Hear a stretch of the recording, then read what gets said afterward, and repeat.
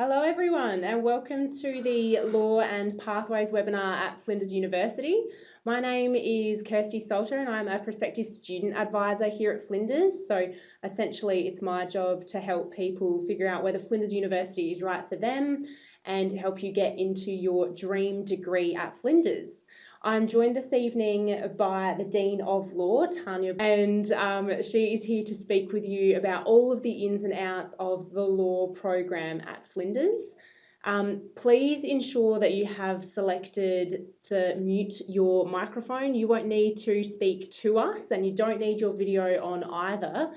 If you do have any questions during the webinar, please select or please enter your question into the chat box. We'll either get back to you during the webinar or I will get back to you afterwards via your email address. If you could please leave that one in the chat box. I will pass over to Tanya now. As I said, please ask any questions as we're going along. And thank you so much for joining us this evening, Tanya. Thanks very much, Kirsty. It's a pleasure of mine to be able to speak to you and talk to you about the exciting new offering that we have in law at Flinders. So I want to start this evening by introducing you to three of our students. So you can see on the screen, on your left, as you look at the screen, you can see Megan, who is one of our very first graduates from our Juris Doctor program. So if you happen to be somebody who's already got a university degree and you're considering coming back to study and studying law, then Megan is the person who's gone ahead of you, and she studied our Juris Doctor degree online. She lives in another state and she's managed to do that degree entirely online and has just recently graduated. On the right-hand side of our screen, I'd like to introduce you to Hari. So Hari's doing our undergraduate law and legal practice program, and he comes to us as a graduate entry student. So he already has a Bachelor of Medical Technology at Flinders University, and now he's adding to those skill sets with a law degree. And he's doing that face-to-face here in our Bachelor of Laws and Legal Practice program. And in the middle, I'd like to introduce you to Daniel.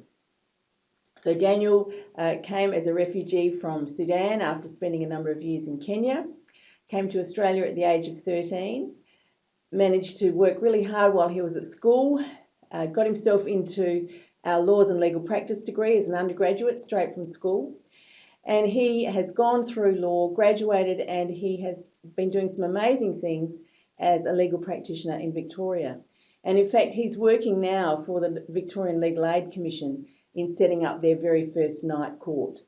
So these three students, Megan and Hari and Daniel, are just an example of the different sorts of students that we have here. We have a hugely diverse range of students.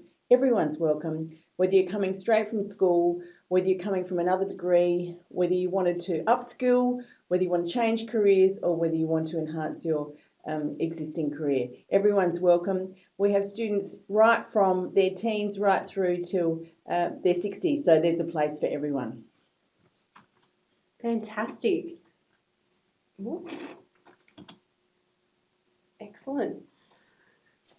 So there's a number of things that I think would be helpful to talk about why study law and why study law at Flinders, and where it might take you, a bit of an overview of our course, how you go about making your applications, and then some ways of finding out some more information. So we'll touch on each of those briefly during the webinar.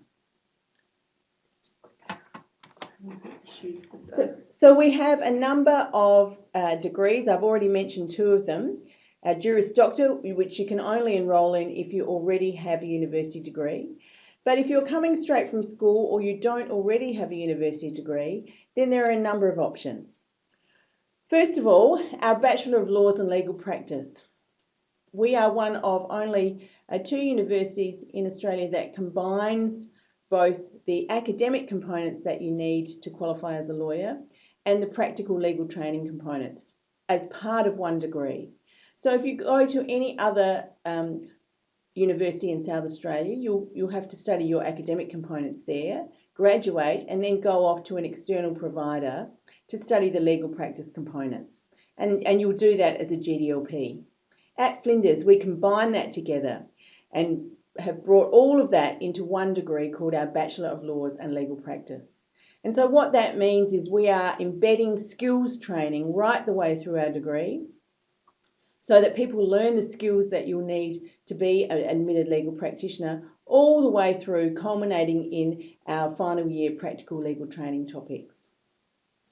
But we also know that there are a number of people who are not keen on going into practice as a legal practitioner or don't need to be admitted. And so as of next year, we will be having for the first time a direct entry Bachelor of Laws. You'll essentially do all of the same academic components as our Bachelor of Laws and Legal Practice, but you won't undertake the legal practice or practical legal training components. And both of those degrees are open to students who come directly from school or through any of the other multiple pathways into university. And I know that there are a number of people who each year are thinking about what they might apply for, and they're thinking, oh, I'm not sure whether I'll get the required entry ATAR or other entry score to get into a Bachelor of Laws and Legal Practice or a Bachelor of Law directly. Well, you might want to think about our Bachelor of Law in Society and our law pathway. So the entry level for that degree is much lower, and it gives you a chance to try out some law topics. In fact, 4 law topics in your first year at university, as well as doing some topics from the Bachelor of Law in Society. If you obtain, I think it's a credit grade in those 4 law topics, then at the end of that first year, you'll be automatically transferred into the Bachelor of Laws and Legal Practice, or if you wish, simply the Bachelor of Laws. So there are a number of opportunities for you to enter, a number of ways for you to think about getting to where you want to go in terms of studying law. And finally, I've already mentioned our our Juris Doctor for postgraduate students only. So you have to have already completed and been awarded a university degree. It's entirely online, so you can study it anywhere in Australia. You can study that full-time or part-time, and it's a highly innovative problem-based learning approach to studying law. So a really excellent opportunity to think about if that fits you. So with the Juris Doctor, Tanya, are students of that degree ready to be admitted into the bar on completion, or do they need to do any extra topics to practice? So our Juris Doctor satisfies the academic components for admission, but doesn't include the practical components. Okay. So you would need to go off and do a graduate diploma in legal practice after you've completed your Juris Doctor. The really innovative way that we've structured our Juris Doctor, though, means that our students have embedded right throughout that degree a real focus on emerging legal issues and emerging technology issues. So it's really about getting a cutting-edge legal education in a cutting-edge way. Fantastic. That sounds extremely exciting. Thank you. Apologies to the participants. Looks like we were having some technical issues with the microphone, but hopefully that's working now. Please let me know in the chat box if the sound does drop out at any point. So here's Hari, and Hari is a prompt for me to think about why would you want to study law? So there can be a conception that studying law involves sitting in a room with lots of dry and dusty books. Well, for some people it might be, but let me tell you that it's a whole lot more than that. So Hari comes, as I said, as a graduate entry student into our Bachelor of Laws and Legal Practice, and he comes already having a medical technology degree. And he and other students that I'm working with are really interested around how the law might intersect with these emerging new issues. Things like, for example, one of my honours students is preparing their dissertation on whether or not insurance companies should be able to use the genetic tests results that you might obtain and discriminate against you. So these are new problems that we've never had before. 2 years ago, I had an honours student who was doing her thesis on the privacy issues around biobank material. So every time you undergo a medical test and they take a swab of your saliva or your blood, where are those blood tests stored? And can people sell that information? It's very valuable information in terms of great databases about people's health conditions. How does the law impact on all of that? And that's just only thinking about how law and medical technology intersect. My area of interest is around law and future mobility, and in particular, automated and autonomous vehicles. So if you think about the way we move around in our world, we have road rules, we have rules that require our vehicles to be safe, we have liability if someone gets hurt. Right across the whole notion of mobility, there's rules, there's regulations. How are we going to respond as we're increasingly moving towards vehicles that have high levels of automation or vehicles without any human drivers at all? The law is really wrestling with some of these issues and wrestling with how we might respond to things like interfacing with robots in our working environment, or thinking about the privacy of all the data that you're generating all day. So all of these urgent and emerging issues require people who understand the law, who understand how these new issues might impact on our rights, our obligations, how we can ensure that we can use the rule of law to protect fairness and equity in our society, and how we can use new tools like automated software to increase access to justice for the most vulnerable in our society. So studying law allows you to build a career that really can take you anywhere. It can take you to leading industry. It can take you to being an advisor for government. And in fact, many of our politicians have law degrees. We have students who are graduates of, well, they're no longer students, graduates of Flinders who have worked in many places in the world promoting global change. So one of my former students now heads up a senior role for the Red Cross in Kenya. Another went and worked with the government in Maldives on a new constitution. And yet another was working with the government in Kathmandu on drafting a constitution for Nepal. And so we've got a huge range of opportunities, whether it's politics, whether it's government, whether it's the legal profession, whether it's industry. Those legal skill sets will stand you in fantastic stead. Do students in these degrees have the opportunity to sort of hear from some of the graduates while they're studying? Absolutely, absolutely. And I think what you'll find here at Flinders is that we have right throughout our DNA a really strong focus on justice and human rights. And that social justice ethos is something that's always been there since the beginning of Flinders Law, and it's something we're very proud of and hold really central to everything that we do. Oh, that's wonderful. Thank you. So I'm delighted to say that next year we are really excited about our innovative new curriculum that will be rolled out. So we've redesigned the law degree because we understand that the world's changing, and so it's no longer enough to simply teach law the way it's always been taught. So we've redesigned our degree, and we are embedding in that degree, as part of core for all students, first of all, international law and global perspectives. Often that's just a topic that's an option at many law schools, but we've decided that that's so important in our global world, in our changing world, that every first year student studies international law and global perspectives.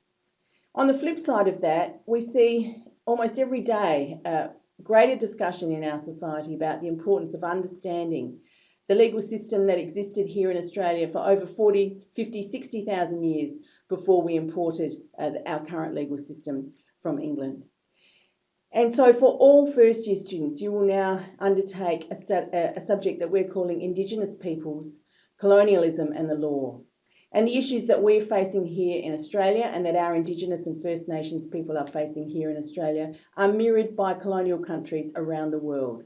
And this is something that's of importance, not just in Australia, but globally. All of our first year students will also undertake two really innovative new topics. In fact, they're so innovative that innovation is in the title.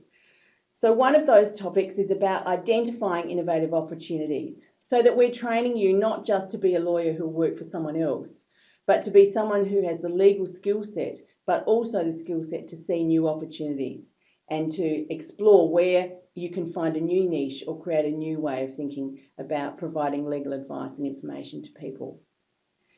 Our second innovation topic in first year, students will explore the ideas of moving from innovation to doing good and making a social impact. And so using all of that design thinking and innovative skills to think about how we can increase access to justice in our community.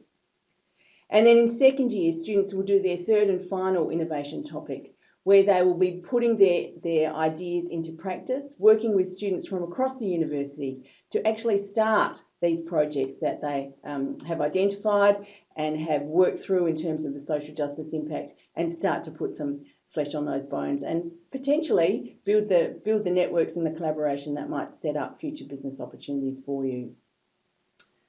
So it's very, very exciting. Very hands-on as well, which is really good to get that experience throughout the degree as well as at the end. And I wanted to tell you about two other topics as well, topics that our students are already doing but will be rolled out even further next year.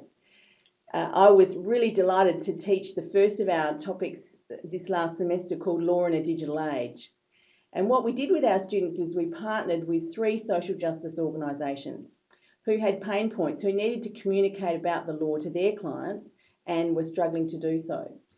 So we sat down with them and asked them what their issues were, and then we worked with an international software company, an artificial intelligence and software company called Neotologic.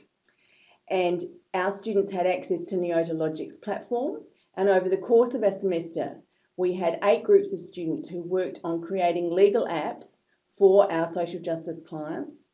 And at the end of the semester, they presented those working apps, and 3 of those apps now are in production to be rolled out for use by those organisations to improve their services for their clients. So that I'm extraordinarily proud of what our students have done in the space of 1 semester.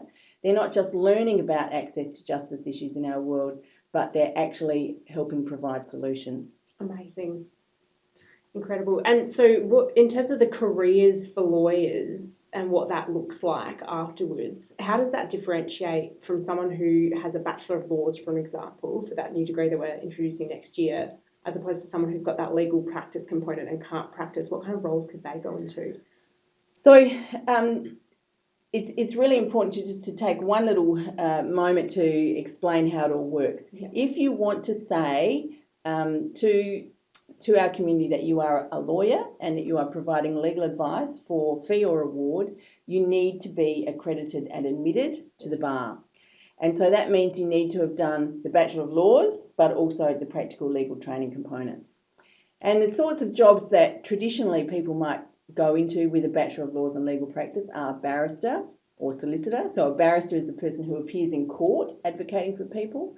Solicitor is the person who spends more of their time in their office and sees the clients and provides legal advice to them. So if you're looking at what I call traditional legal practice, then you need to have a Bachelor of Laws and legal practice, and you'll need to be admitted. But there's lots and lots of other things that you can do with a law degree. So increasingly we are seeing new types of jobs. So we're seeing jobs like legal content manager. So this is people who have an understanding of law, who know about the law and who are generating online resources for law firms. In fact, one of our former graduates is at a highly innovative firm interstate, and her position is described as legal content manager. Oh, wow. We're also seeing the growth of what are known as general counsel or in-house counsel. So these are people who have practiced as lawyers but work in businesses. And so they're not seeing the clients directly, but they're providing in-house advice. There's all sorts of other degrees, whether you're working in government departments, whether you're working even here in the university. We have a whole group of people who have to review our contracts and manage how we think about commercialising products or intellectual property. So really there's so many options. We've had students who've gone on to be reality TV show contestants and winners. Oh, wow. Actors, screenwriters, politicians, journalists, authors, you name it. Yeah, so it's something that's incredibly valuable to have regardless of what you do. Yeah. Absolutely. Fantastic. So we've talked already about the Bachelor of Laws and Legal Practice, and Daniel here is a prime example. So Daniel spends a lot of his time directly with clients or in court on criminal matters. So if your pathway, your ideal pathway is ending up with clients, providing legal advice or appearing in court, then you need to think about doing the Bachelor of Laws or Laws and Legal Practice. Excellent. We've probably discussed this. And we've discussed this as well. So if you're not really that keen on providing formal legal advice, but you want the huge skill set that you can develop with that legal knowledge and legal literacy, then you might want to think about a Bachelor of Laws. I should say one other thing is that if you are joining us from Singapore, then it's important to think about doing the Bachelor of Laws if you want to go back and be admitted in Singapore. Oh, fantastic. Excellent. And we've got so many options that are embedded into both of these degrees as well. And then there's the extra practical components available in the legal practice. So each of these degrees, whether it's a Bachelor of Laws or the Bachelor of Laws and Legal Practice, there's lots and lots of combinations that you could do. So you can combine your law studies with a huge range of other studies, and I'd encourage you to think about that, because I think as we go forward, it's really important for lawyers to have a broad understanding of a lot of issues in our society, and people who've got law and IT, law and science will find themselves extremely in demand, because most existing lawyers don't have those skill sets. Fantastic. Now, the law pathway, you did touch on this before. Yes. I think this is a really fantastic option because we have so many students from a variety of different backgrounds, or prospective students who are interested but might notice that law can be competitive to gain entry to. And you mentioned that there's those sort of topics and it's all set up in a way that they can get credit. How many students do you have, I guess, or roughly is quite a common pathway to come through? We've had about 25 a year, I think, who come through that pathway in some years.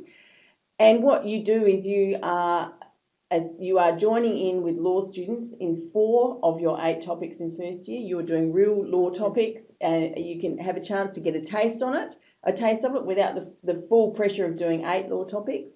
We a couple of years ago, we had our first student who came in via the law pathway, transitioned into law, did so well in law that then they transitioned into their honours. Oh, wow. And finished off as an honours student with an excellent honours degree, and is now working in legal practice. So don't let ATAR hold you back. There's so many ways to get into law. Yes. And so many ways to get into university, and the Bachelor of Law and Society Law pathway is a really fabulous one. Another way, of course, is come to university, try out another degree, and then think about an internal transfer. And that's quite common as well. Sometimes you have to start something to figure out whether it's right for you as well. Or the uni test, or the special tertiary admissions test. So lots of foundations, lots and lots of ways of coming in. We have a few webinars on pathways into university. So if that's something you're wanting more information on, please have a look at our playlist on YouTube for more information on that. We've spoken about the Juris Doctor a bit as well, which is a great option. And so I have a psychology degree. If I, for example, after this inspiring talk, decided to go on and pursue law, is that something I could do? Absolutely. Wow. So what we've found, our Juris Doctor was launched in the middle of 2016. So I think Megan is a senior public servant in Canberra. And we've also had students who are engineers. We've had a student who's been a surgeon in Melbourne. And so when we've been doing our oral exams online, in fact, one of the oral exams, he came out of the operating theatre to speak to me. He's still in his scrubs. So what we're finding with these students is these are people who are successful in their careers. Yes. And they want a career change, or they want a career enhancement. So Megan's not going to change her job, but now that she's got the law degree with it, that's just a huge extra skill set. Yeah, she's got that. We've also had a number of students who are parents with small children, and they've been able to study at home without having to go to class. They can do it in their own time, and they can study part-time as well. So it's great. It's all about flexibility for students. Fantastic. Okay, that's good to know. I'll have to keep that in mind. Thank you so much for all of that information. If you are interested in applying for laws and legal practice, or laws, or the law pathway, applications are open via SATAC now. So that's the South Australian Tertiary Admissions Centre. They're a third party who you have to apply for, and you can apply to them for all universities in South Australia and the Northern Territory. So we encourage you apply before the first closing date on Monday the 30th of September. After that date, there is a late fee which does apply. The final closing date is Monday the 2nd of December. Beyond that point, offers will go out on Friday the 20th of December and Friday the 10th of January, but there are a number of offer rounds beyond that date too. Generally, for laws and legal practice, we do recommend listing, if you're interested, an honours option as number 1, laws and legal practice below that, and then the law and society pathway at Flinders below that. So you can maximise your chances of gaining entry into this course. If you are interested in the Juris Doctor, that involves a postgraduate application, which is also processed through SATAC. Just select the purple postgraduate option for that. And Christy, I should say that you can transfer seamlessly between the Bachelor of Laws and Legal Practice and the Bachelor of Laws. So Great. You don't have to make up your mind when you start. That's good. Okay, so there's that flexibility there. Now, we were speaking about this briefly before the webinar about the Flinders Law Student Association as well. We have a really active Students Association on campus. But before I talk about them, I wanted to talk about our Flinders Law community. So we take really seriously the opportunity to support our students right through their studies. So if you apply with us and you're accepted, you'll receive a telephone call from a senior student who will be your mentor in your first semester of university, and you will meet with them and other commencing students in a 2-day program we call New in Law. And we run that like a professional conference, and it's a fabulous way for you to meet other students, really get to know them and get a taste of what studying law is all about. So and also hear from past students, alumni and senior members of the profession. So I can't recommend that highly enough. And then you'll have a mentor who will step you through all of those just little things, tips and tricks of how to be a successful student. You'll meet with them once a week for your first semester. So you'll meet in a group with perhaps 6 to 10 other commencing students. And the feedback that we've had from students, we've been doing this for a number of years now, is some of the friendships that they've made in their first year have been lifelong friendships and friendships that have gone on into professional study. And we know that the research says that if you have one good friend at university, you'll do better academically. So we're focused on making sure that you absolutely have at least one and many more friends. Our Flinders Law Students Association runs specific events for first year students. And we also run an extracurricular competitions activity, which is really focused on building skills. So in the first year, it's not really a competition at all. It's about skills building. So students get the opportunity to do client negotiations, witness examinations and moots, which are like formal appeal arguments. We have practitioners who come in and judge those, and all of those activities are based around emerging technologies and the new issues that the law is facing as our world is changing. So students feed back to us regularly that those opportunities are amazing. And the students who do outstandingly in those get the opportunity then to go on and compete at national and at international level with some of those activities. Our Law Students Association also provides careers guides, runs social events, and just fabulous to be involved with. So you get support from all angles. From all angles, staff, students, yeah. Fantastic. Now, we've spoken about where it could take you quite a lot already, which is great. And I understand that we've got things like the Careers and Employability Service, which also help with equipping you with skills and networks for after your degree. And I should say that our practical legal training students get a legal practitioner as a mentor in their final topic. And so we have between 30 and 40 legal practitioners who are involved in our final year practical legal training topics. So our students get a connection in the legal profession if that's where they're going. And the feedback that I get as I meet with law firms and travelling around is that our students are extremely well prepared and hit the ground running. So really where it could take you, it's up to you. The sky's the limit. Fantastic. If you do want to find out more, you can contact the prospective student team. There's our number on the screen, and our number is on our website as well, or you can email success@flinders.edu.au and one of us will get back to you. Otherwise, if you're interested in some other areas of study or interested in perhaps some more general university information like the Pathways webinar that I mentioned earlier, then we do have some other webinars coming up as well. You can have a look at those options on our website. The link is on your screens now. You can just register for those like you did for this one. Thank you so much for joining us this evening, and all the best for the rest of your studies, or if you're in year 12, or all the best for your potential future university career. And I'd like to thank Tanya so much for joining us this evening. Thank you. Thanks, Christy.